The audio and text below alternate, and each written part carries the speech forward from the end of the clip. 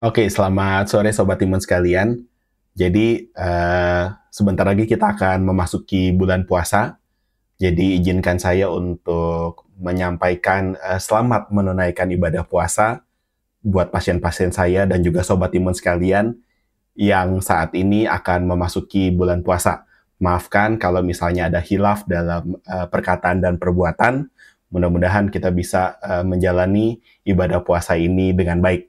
Nah, karena sekarang kita mau memasuki bulan puasa Ramadan, nggak ada salahnya saya juga akan membantu menjawab pertanyaan-pertanyaan Sobat Timun sekalian, maupun juga untuk pasien-pasien saya sendiri yang akan menjalani ibadah puasa Ramadan. Pasti ada banyak pertanyaan mengenai apa yang harus dilakukan, tips dan triknya, ya, dan kekhawatiran-kekhawatiran terkait bagaimana kalau autoimunnya kambuh, bagaimana kalau alerginya kambuh. Nah, seperti biasa, saya akan bahas dulu mengenai dasar-dasar dari tipe-tipe berbagai macam puasa, kemudian apa manfaat puasa bagi kondisi sistem imun kita untuk autoimun maupun juga untuk alergi. Tetapi saya juga akan membagikan beberapa jawaban atas pertanyaan-pertanyaan yang penting. Bagi teman-teman yang mau langsung loncat ke bagian-bagian yang menjadi interest dari teman-teman sekalian, seperti biasa, ada chapternya, ada linknya, jadi bisa langsung loncat. Kalau nggak mau lagi melihat apa dasar kenapa kita berpuasa, kemudian apa manfaatnya terhadap kondisi autoimun, skip aja langsung ke bagian tanya jawab, cari pertanyaan dan jawaban yang sesuai dengan apa yang sedang Sobat Imun saat ini butuhkan, ya. Jadi tanpa berpanjang lebar, yuk mari kita bahas saat ini dari awal adalah apa itu tipe-tipe puasa yang ada.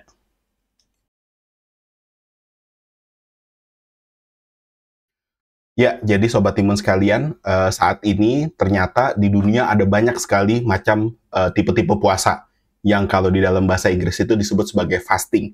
Kenapa demikian? Karena ternyata banyak sekali manfaat dari puasa yang makin lama kita semakin tahu, ya, sehingga banyak tidak hanya di kalangan religius yang menjalani puasa, tetapi saat ini juga banyak intervensi medis, penelitian-penelitian klinis yang menginkorporasikan puasa ke dalam prosedur-prosedurnya. Yuk, kita lihat apa aja tipe-tipe puasa yang saat ini banyak dilakukan, ya. Yang tentunya pasti teman-teman sudah sering dengar adalah mengenai puasa intermittent atau intermittent fasting. Jadi, namun ternyata Sobat Timun sekalian, intermittent fasting itu tipenya banyak. Ada tipe 16-8 ya, yang kita sebut sebagai jendela makan, yang dulu dipopulerkan oleh Deddy Corbuzier. 16 jam puasa, 8 jam waktu makan, kemudian bisa dipersempit pada beberapa orang menjadi 20 jam puasa, 4 jam waktu makan, bahkan bisa sampai yang one meal a day atau hanya makan sekali sehari. Ada juga intermittent fasting tipe yang kita bilang sebagai tipe selang sehari atau alternate day fasting. Selang sehari makan, selang sehari puasa. Ada juga tipe yang 5-2. 5 hari makan biasa, 2 hari puasa dalam seminggu. Bisa 3 hari makan terus puasa, 2 hari makan terus puasa, atau pada beberapa orang bisa juga dia menjalani yang namanya extended fasting. Bedanya dengan puasa Ramadan apa? Puasa-puasa tipe ini biasanya tetap memperbolehkan untuk minum air putih. Atau juga tetap bisa melanjutkan untuk minum minuman tanpa kalori, seperti herbal atau jamu-jamuan, atau pun misalnya larutan air mineral, tentunya tanpa kalori ya, tanpa gula gitu ya. Nah, tipe puasa yang lain ada yang kita sebut sebagai puasa periodik. Ini waktunya biasanya lebih panjang. Puasa bisa sampai 24 sampai 72 jam. Biasa dilakukan setiap bulan sampai 3 bulan sekali. Dikaitkan dengan aktivasi daripada autofagi, yang nanti kita akan juga bahas apa itu autofagi, dan sama, tetap minum air putih, minuman tanpa kalori, dan bisa juga dibutuhkan suplementasi mineral ya, karena biasanya elektrolitnya suka kekurangan di situ. Nah, yang saat ini Sobat Imun sekalian akan jalani tentunya adalah puasa Ramadan. Puasa Ramadan berbeda dengan puasa-puasa intermittent atau puasa periodik, adalah puasa tanpa makan dan minum ya. Minum yang paling penting yang membedakannya biasa berkisar kurang lebih sekitar 13 sampai 14 jam di Indonesia. Beberapa lokasi geografis lain bisa lebih panjang ataupun lebih pendek ya. Nah, di sini Saya juga ada share sebuah grafik ya yang lebih memudahkan gitu ya. Puasa ada yang alternate day fasting, alternate day modified fasting, ada yang namanya prolong fasting ya, 52 atau prolong modified fasting, ada time restricted feeding, skipping dinner, skipping breakfast ya, dan juga eat at dawn and dusk, ini adalah puasa Ramadan ya. Jadi ini bisa menunjukkan secara grafisnya bedanya sebenarnya apa saja sih gitu ya. Nah, tentunya yang menarik untuk kita adalah bagaimana dampak puasa terhadap sistem imun gitu kan, karena kan kita namanya aja sobat imun, jadi kita berpikirnya mengenai dari sisi imunologi. Nah, untuk tahu apa dampak puasa terhadap sistem imun, kita juga harus tahu apa yang terjadi dengan pola makan kita pada saat ini ya. Sepanjang sejarah peradaban manusia, ratusan ribu tahun manusia sebenarnya kalorinya itu sedikit. Tetapi dengan perkembangan zaman modern, ya, apalagi dengan teknologi yang namanya ultra processed food, kita saat ini dibombardir dengan kalori yang tinggi. Kalori yang murah yang berasal dari tepung-tepungan, dari karbohidrat, dari gula, dan juga dari lemak, ya, tinggi garam, dan tinggi zat tambahan. Tinggi kalori dan berbagai macam zat kimia yang ada pada pola diet modern, terutama yang namanya Western style diet gitu ya, ini menyebabkan terjadinya kebocoran di saluran cerna kita. Kebocoran saluran cerna menyebabkan terjadinya peradangan, menyebabkan terjadinya gangguan daripada mikroba saluran cerna kita. Saluran cerna kita biasanya makannya adalah makan serat. Ya, biasanya adalah makan makanan utuh yang kita makan dan kemudian akan diolah menjadi asam lemak yang berguna bagi tubuh kita. Tetapi saat ini mereka kelaparan, ya, mengakibatkan terjadinya kerusakan di saluran cerna. Saluran cerna merupakan organ yang sistem imunnya sangat banyak. Pada saat saluran cerna kita meradang, maka di situ pula akan terjadi peradangan di keseluruhan tubuh kita. Inflammation dan endotoksemia yang kemudian akan mengakibatkan terjadinya autoimun dan alergi dan berbagai macam penyakit kronik lainnya sebenarnya. Termasuk juga diabetes, kanker, perlemakan hati, dan juga proses penuaan yang dipercepat gitu ya. Oke, sekarang kita coba lihat apa dampaknya puasa itu sendiri terhadap sistem imun kita. Ya, ternyata sobat imun sekalian, pada saat kita mengurangi asupan kalori dari dalam tubuh kita, ada beberapa proses yang terjadi. Ya, pertama adalah proses metabolisme. Penurunan trigliserid, penurunan gula darah, kadar kolesterol, penurunan insulin, ya, dan penurunan kolesterol jahat yang kita bilang sebagai LDL. Nah, ternyata penurunan daripada kadar insulin dan juga penurunan kadar glukosa ini merupakan hal yang sangat berdampak terhadap proses terjadinya autoimunitas. Pada saat kita menurunkan kalori, baik karena puasa atau karena kita mengurangi jumlah kalori dalam makanan kita, maka di situ akan terjadi proses yang menurunkan peradangan di dalam tubuh. Sehingga kita bilang sifatnya sebagai anti-inflamatori. Menariknya lagi, ternyata sel darah putih di dalam tubuh kita itu pola metabolismenya itu beda-beda. Jadi, sel-sel yang sangat rakus makan karbohidrat, makan lemak, itu ternyata adalah sel-sel yang mengakibatkan autoimun. Kita kenal sebagai T helper 17, kita kenal sebagai T helper 1. Dan sel-sel yang tidak suka atau kebutuhan metabolismenya rendah, yang kita sebut sebagai T-regulator, itu adalah yang menghambat terjadinya kondisi autoimun. Jadi pada saat kita melakukan puasa, perubahan metabolisme yang terjadi di dalam tubuh kita juga mengakibatkan sel darah putih itu bergeser dari yang tadinya sifatnya menyebabkan terjadinya peradangan menjadi sel-sel yang sifatnya meredakan peradangan. Ya, jadi hebat sekali dampak puasa terhadap respons imun tubuh kita sendiri. Nah, selain daripada merubah metabolisme, ternyata intermittent fasting atau puasa mengakibatkan beberapa perubahan yang juga penting. Yang pertama, ternyata puasa itu bisa membantu meregulasi irama sirkadian kita. irama sirkadian itu merupakan adalah kayak jam alamiah di dalam tubuh kita yang mengatur keseluruhan fungsi tubuh kita. Ada beberapa studi menunjukkan orang-orang yang makan pada saat pagi hari dan kemudian berhenti sebelum matahari terbenam, ya, namanya time restricted feeding, ya, jadi makan hanya pada saat matahari itu ada, ternyata itu irama sirkadiannya juga terbantu teriset menjadi lebih baik, dan kemudian sistem imun tubuhnya juga teriset menjadi lebih baik, gitu ya.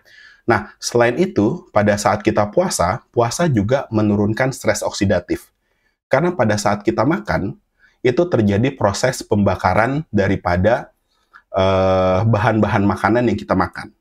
Pembakaran bahan makanan, terutama karbohidrat dan lemak, ternyata itu menghasilkan reaksi peradangan atau stres oksidatif di dalam tubuh kita.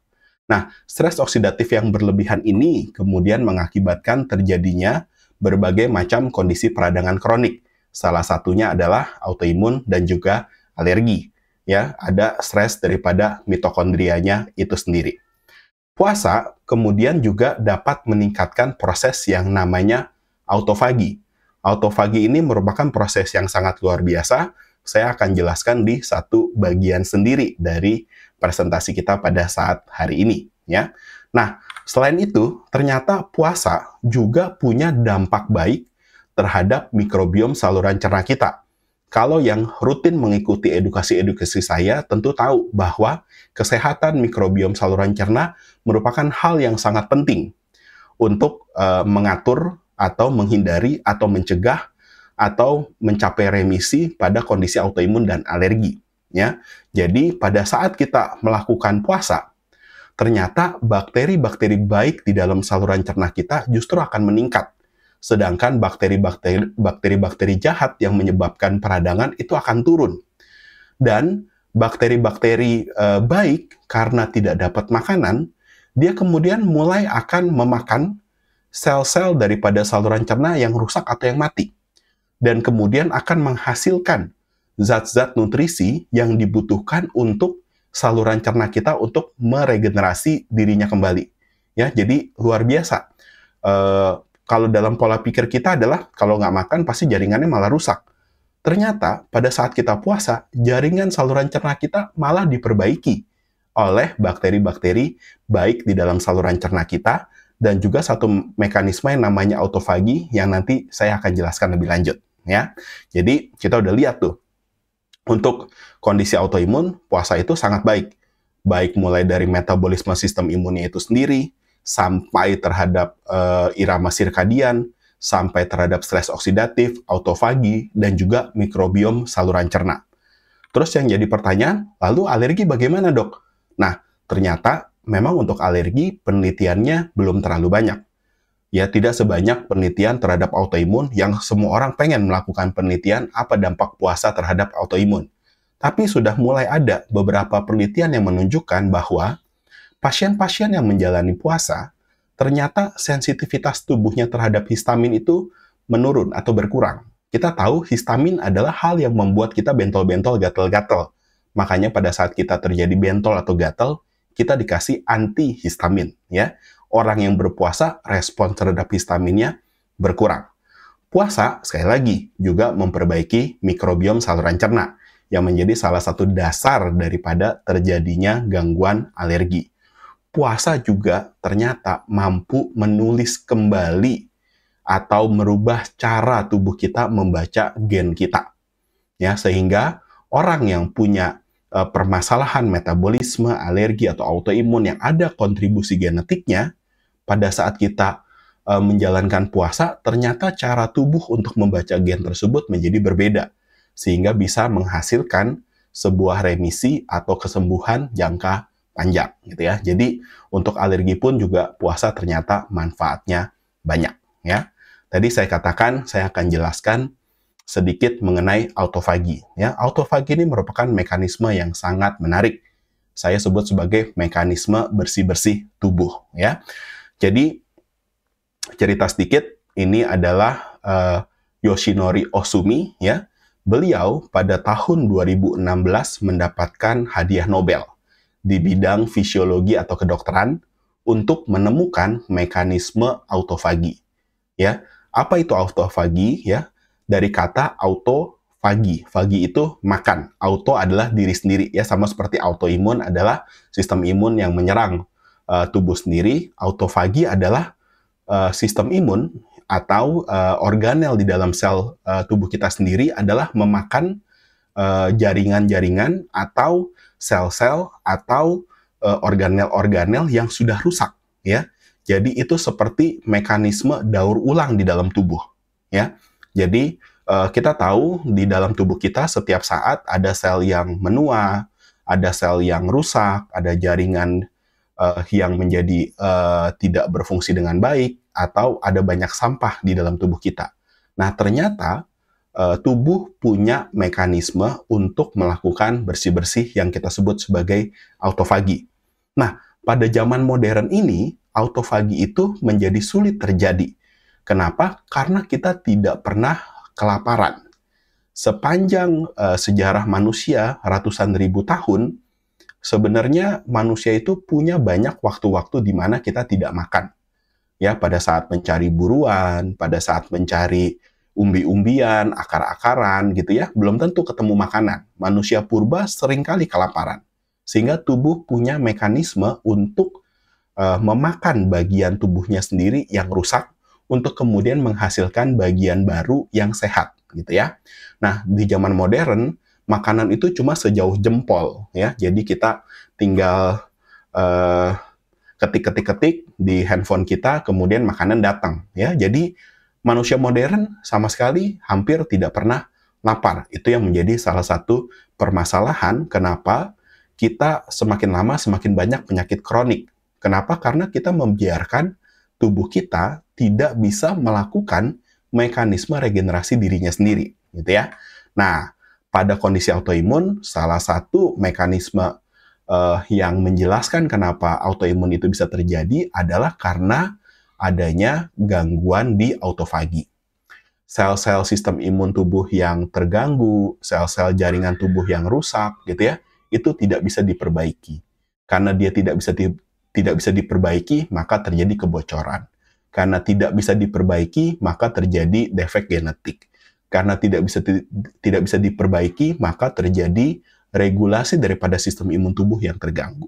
Gitu ya. Sudah mulai ada beberapa penelitian yang menunjukkan bahwa autofagi itu apabila ditingkatkan itu bisa membantu untuk memperbaiki dan merestorasi dan mencapai remisi untuk kondisi-kondisi autoimun. Terutama saat ini yang banyak penelitiannya adalah pada inflammatory bowel disease atau radang saluran cerna. Masuk akal kan? Karena saluran cerna adalah sistem imun tubuh kita yang paling besar.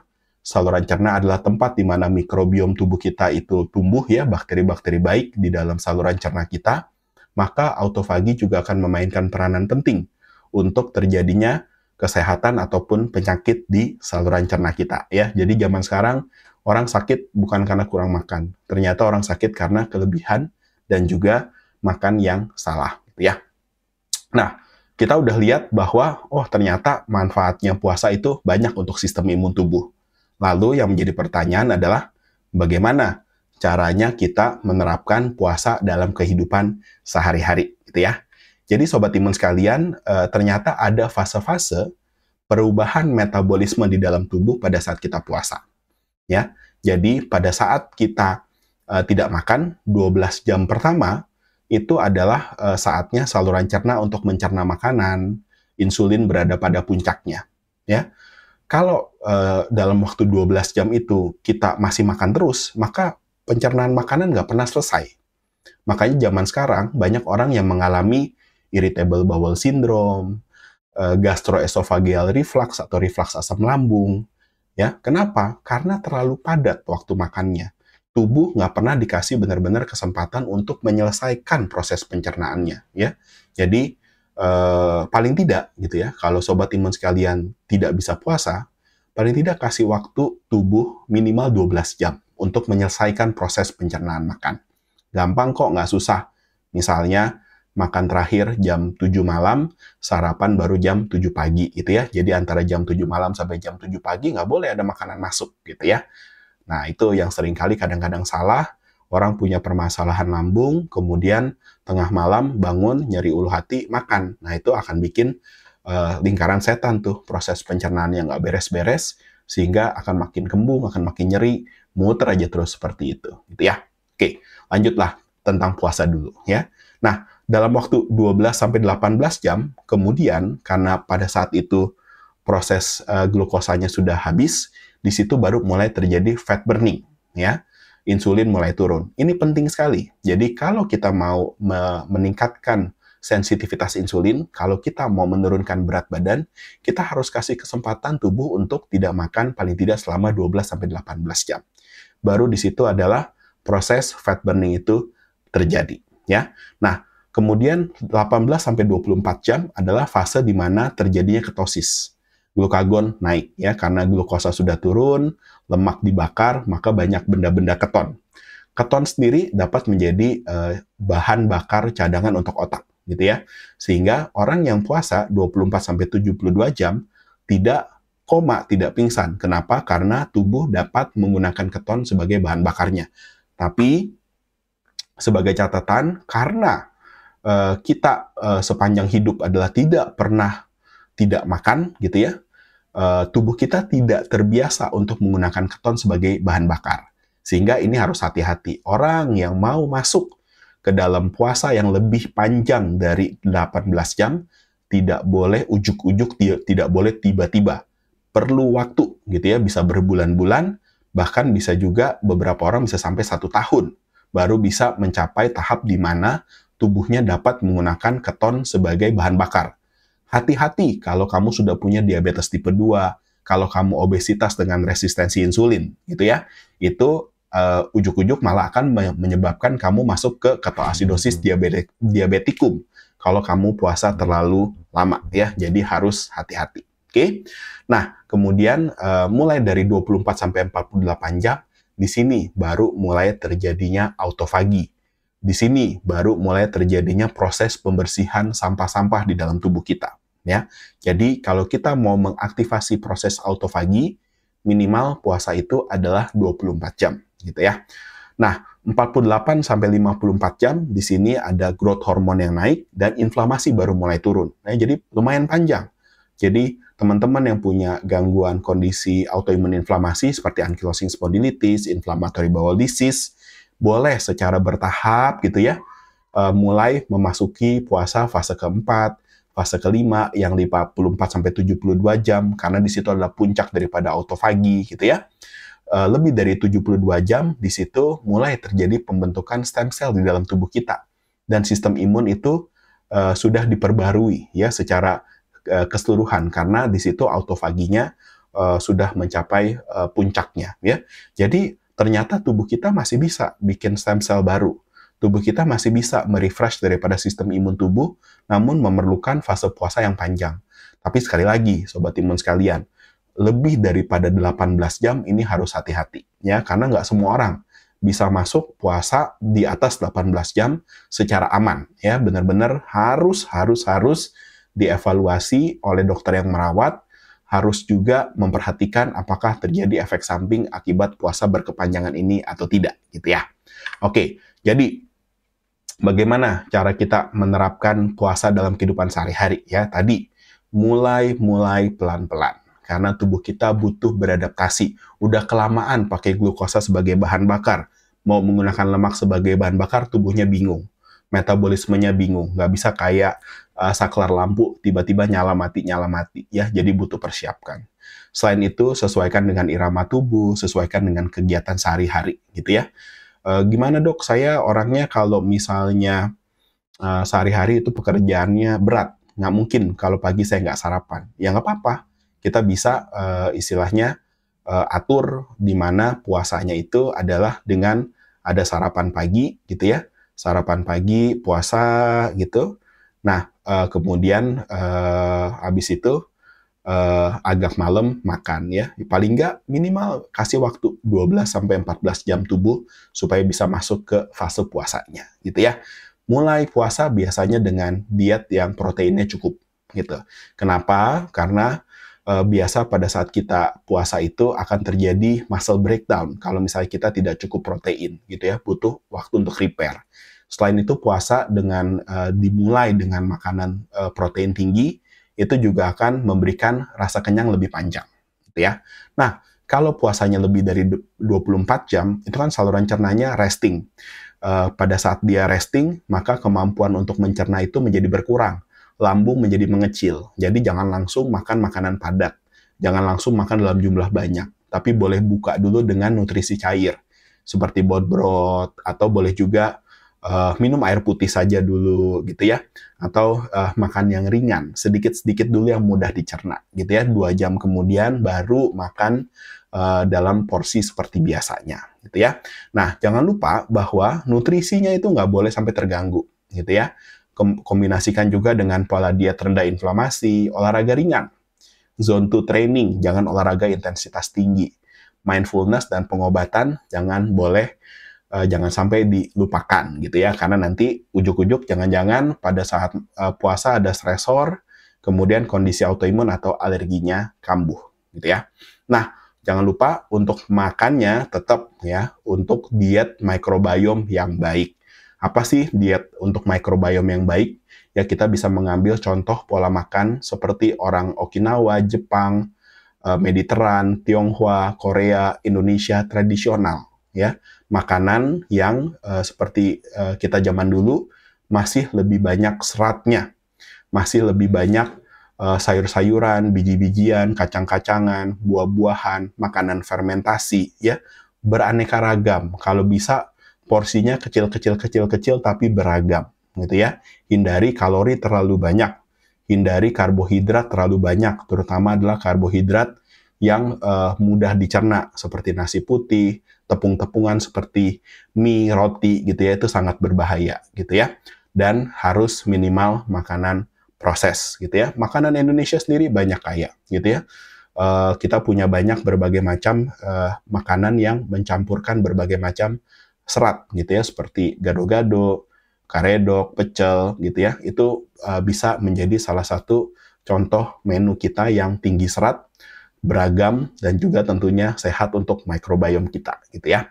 Oke, nah sekarang kita masuk ke bagian mengenai tanya jawab mengenai puasa Ramadan ya, karena puasa Ramadan tentunya berbeda dengan intermittent fasting di mana bisa dilakukan persiapan dulu gitu ya. Makin lama puasanya makin panjang. Tapi tentunya teman-teman yang menjalani puasa Ramadan langsung pada satu hari itu juga puasa harus 13 sampai 14 jam ya. Jadi gimana kita dengan orang kondisi autoimun dan alergi mensiasatinya dengan baik gitu ya. Oke, biasa pertanyaan yang pertama adalah apakah saya boleh berpuasa pada saat saya punya kondisi autoimun? Tentu saja boleh, ya. Pada kondisi autoimun, pada kondisi alergi, puasa tadi kita sudah jelaskan sangat bermanfaat untuk mengendalikan kondisi autoimunnya. Namun demikian, perhatikan apakah kondisi autoimun dan alergi kamu sedang kambuh. Apakah membutuhkan perhatian khusus? Kalau sedang kambuh, tidak terkendali, membutuhkan perhatian khusus, tentunya sebaiknya ditunda dulu puasanya. Jangan lupa koordinasikan, tanyakan ke dokter yang merawat. Bagaimana caranya kita bisa mengatur supaya kamu bisa berpuasa dengan aman, gitu ya. Oke, terus bagaimana cara mengatur minum obat pada saat puasa? Ada 2 hal yang harus diperhatikan. Yang pertama adalah frekuensi minum obat kamu. Kalau obatnya sekali sehari atau 2 kali sehari, biasanya dapat dikonsumsi saat sahur atau pada saat berbuka atau sahur dan berbuka kalau 2 kali sehari ya. Namun bila ada obat yang harus dikonsumsi 3 kali sehari atau lebih dalam sehari gitu ya, itu kan biasanya kan waktunya harus sama tuh. Kalau 3 kali sehari berarti setiap 8 jam. Kalau 4 kali sehari berarti setiap 6 jam. Nah itu harus dikoordinasikan dengan dokter yang merawat. Bisa nggak dok? Kita gantikan dengan obat-obatan yang diberikannya sekali atau 2 kali sehari, gitu ya. Nanti itu bisa kita coba atur, ya, bagaimana caranya. Yang kedua adalah perhatikan aturan minum obat. Apakah sebelum atau sesudah makan, ya. Bila sebelum makan atau perut kosong, itu bisa sebelum sahur atau setelah membatalkan puasa. atau 2 jam setelah makan besar pasca berbuka. Kalau misalnya sesudah makan, nah ini bisa sesaat sesudah makan sahur atau pasca makan besar setelah berbuka gitu ya. Jadi bisa diatur, disesuaikan dengan frekuensi minum obat atau aturan minum obatnya gitu ya. Nah, pertanyaan berikutnya yang sering juga adalah kalau puasa gejala alergi atau asma bisa memburuk atau enggak gitu ya. Puasa pada beberapa penelitian justru dapat membantu memperbaiki gejala alergi dan asma. Namun perhatikan untuk menghindari makanan yang dapat mencetuskan gejala alergi, terutama pada saat buka puasa bersama ya, kan sering makan di rumah makan gitu ya. Kadang-kadang kita nggak tahu nih makanannya ada alergennya atau enggak. Ternyata dia ada alergennya, kemudian alergi kita kambuh. Nah, itu harus hati-hati gitu ya. Nah, khusus untuk para penderita asma, hindari makan terlalu malam ya. Sebaiknya adalah apa ya istilahnya, dulu kalau ideal kan sebenarnya 3 jam sebelum tidur itu sudah makan terakhir gitu ya. Nah, ini ya saya rasa juga demikian. Kalau misalnya Anda biasa tidur jam 10 malam, ya berarti jam 7 malam ya itu adalah makan terakhir. Karena reflux asam lambung dapat memperburuk gejala gitu ya. Karena pada saat tidur asam lambungnya reflux masuk ke paru, kemudian asmanya kambuh gitu ya. Dipikir alerginya yang bikin kondisi asmanya kambuh, tapi ternyata lebih ke arah masalah reflux asam lambungnya gitu ya. Oke. Nah, kemudian saya memiliki pantangan makanan. Bagaimana memenuhi kebutuhan nutrisi pada saat puasa. Nah, kalau misalnya kita punya pantangan makanan yang ketat karena alerginya banyak, karena sensitivitasnya banyak, tidak ada salahnya konsultasi ke ahli gizi dulu sebelum memulai masa puasa.